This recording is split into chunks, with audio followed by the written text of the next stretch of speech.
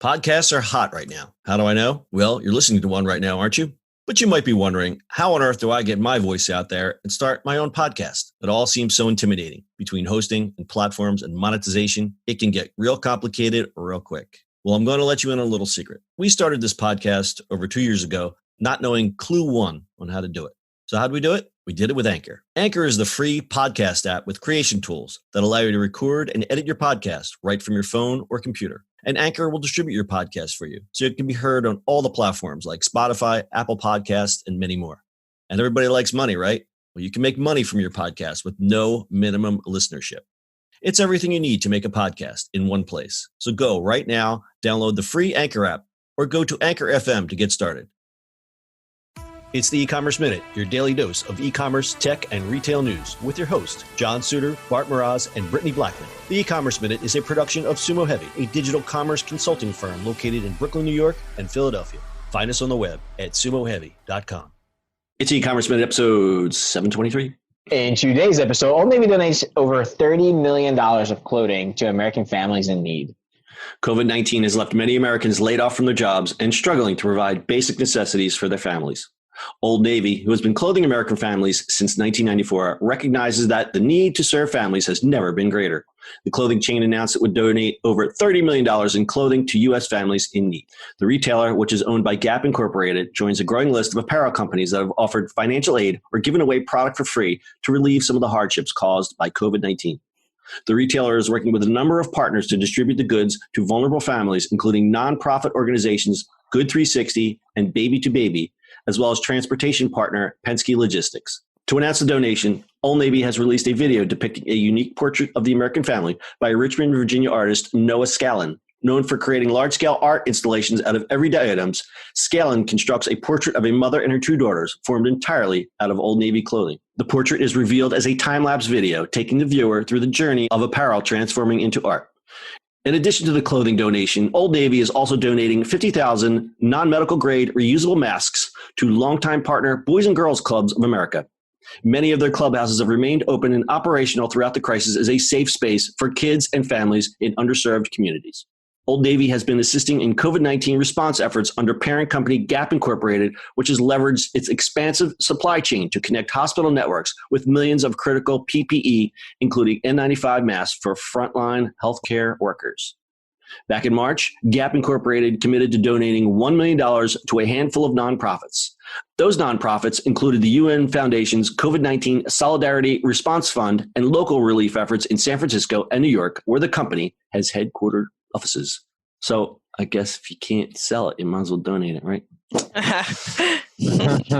We did a thing about Gap last week, and then I did some further reading. Apparently, Gap's e-commerce is really doing well. The problem was they were transferring to a lot of more robotic automation in their fulfillment, and now they can't get the robots in there fast enough, so their fulfillment is kind of lagged. I guess people are still buying a lot of Gap stuff online, which is kind of surprising. Yeah, that's not what I would expect people to be gravitating towards. So this is a nice move by Old Navy. I get some nice press out of it. Ye Old Navy.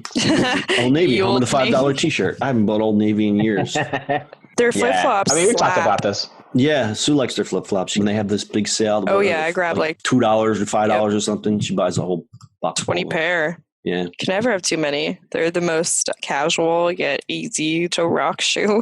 Yeah. I used to buy a lot of t-shirts and casual shirts, but the stuff doesn't hold up. Their new branding kind of scared the hell out of me, to be honest. Those mannequins, you know how they kind of went from Old Navy to mannequin Old Navy? Yeah. Like, with those campaigns. And I'm like, what is this? This makes your brand look so cheesy. The robots are coming. I know. They are robots. They're not even mannequins. I'm on their website. Everything is these lovely summer. We get shorts. We get t-shirts. Yeah, it's summertime's here. And living is easy. But is it? Nope. So other merchants are donating stuff. Nike donated 30,000 pairs of shoes specifically designed for healthcare workers to help health systems and hospitals and cities across the United States. The Air Zoom Pulse, which was released in November 2019, is the company's first shoe designed for the healthcare athlete and everyday hero. Oh boy, there's some marketing speak there. And Nike also partnered with Good360, a nonprofit specializing in the efficient distribution of product donations to help them deliver shoes to workers in Chicago, LA, Memphis, New York, and within the Veterans Health Administration. And Allbirds distributed $500,000 worth of free Tuki Matcha wool runners. I don't know what that is. That's one of them funky shoes. Tuki Matcha wool runners to U.S. healthcare workers. Timberland was matching all donations to the Global Giving Coronavirus Relief Fund 2-to-1, so your impact will be tripled. And MAC Cosmetics donated $10 million towards 250 organizations all over the world that are helping people at high risk during the COVID-19 pandemic. Pretty cool. This podcast serves as a reference to who we will be giving our business to when this is over. Right. Look for the good guys. Look for the helpers. Very good. I'll remember you. Well said there, Miss Brittany. All right, we'll close this one with a little stat time. Coresight Research estimates 15,000 U.S. retail stores may shutter this year, as many closed stores will never reopen. Investment firm UBS thinks by 2025, as many as 100,000 stores could close in the U.S. Nearly all of L brand stores have been shuttered due to COVID-19, and their total sales have plunged 37% in the quarter that ended May 2nd. And speaking of L brands, Victoria's Secret and Bath & Body Works said it would permanently close 250 of the women's intimate apparel stores in the U.S. and Canada and 50 of the bath, lotions, and fragrance outlets. Victoria's Secret currently has 1,091 stores in the U.S. and Canada. And finally, a recent survey by MetLife and the U.S. Chamber of Commerce of roughly 500 small business owners found 43% believed they wouldn't survive another 6 months of shutdowns. The bad thing about this, and this goes for retail as well as restaurants, the ones that can ride it out have the bigger pocketbooks, and they're the crappy chains. So look for more crappy chains and less nice boutique-y stuff. That's going to take a hit. I also think chains, and you got to look at fast casual and casual type of chains. I mean, most of them do a lot of good. They've already had takeout infrastructure, right? Sure. Whereas small restaurants just don't. And we talked about this. There's a restaurant that we like around here, and they've been totally silent since March. Like they were one of those, I need to know what's going on at the Newportville Inn. I'll just look on their Facebook page. Nothing. I mean, it was radio silence. And I was saying to my friend, I'm like, I think they gave up. They had an external building that was a beer distributor. I'm thinking, well, they're all open. They didn't even have that open. And then finally last week, he's like, okay, I'm going to give this a try. We're going to do dinners. And I guess the logistics are just really hard for some of these small restaurants that have limited staff. And finally, just last week, he was like, okay, I'm finally open. Just bear with me. I'm going to do the best I can. And of course, the response was amazing. Everyone was like, yes, we'll buy whatever you have. We want to see you keep going. But yeah, it's going to be a tough slog ahead for a lot of these small businesses. Yeah, I mean, you look at Texas Roadhouse, right? Or any one of those fast casual places, like they already have windows for pickup and they know how to do that really well. So it doesn't change for them. Where a small restaurant doesn't really have that. And you're talking, say, 30 tables. So you can spread that out against one table and 1,000 people trying to order at the same time. Yeah. And then what you have is everyone crowding around waiting for their orders. And that's not a real safe. That's not fun.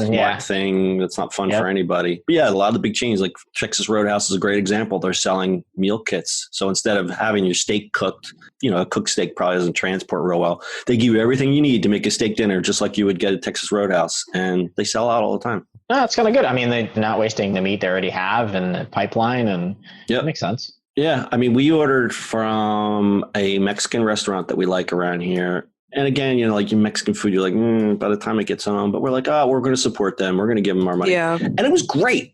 But the whole thing was like, we're eating out of the aluminum tins and we got our margaritas, which were in plastic soup containers. And I just looked at my girlfriend. I'm like, this is great, but I would so love to just sit in a freaking restaurant for just an hour, just have a nice meal in a restaurant. I had a similar experience ordering Mexican a little bit ago. I was like, I don't know how this is going to be by the time, because Mexican food is just so good fresh. It's just what it is. Right. Half hour later, not so much. But it honestly was pretty freaking good. Yeah. I was like, heck yeah, now we're going to do this all the time. Yeah. Which might be a curse, but. No, same. We have this little favorite Mexican place and they have a really great lunch special. So we told them, we're like, standing order for every Friday afternoon. Because we used to go out to our Mexican dinners on Friday night. We can't do that anymore.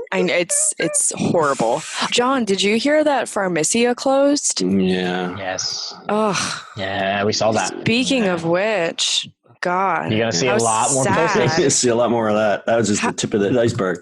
That's so upsetting. I think they were smart. People don't know, but this is a pretty popular restaurant in Philadelphia that's been open for over 15 years that as soon as the shutdown started, they were just like, nope, we cannot compete. We can't do this. Thanks for the memories. Yeah. Well, peace out. I think we're going to see a lot more of that. I mean, it's a shame. All right, we were on a rural restaurant tangent here. I don't know how we got there from Old Navy, but anyway, you guys got anything else? I hope people are still listening. Hello, is anyone there?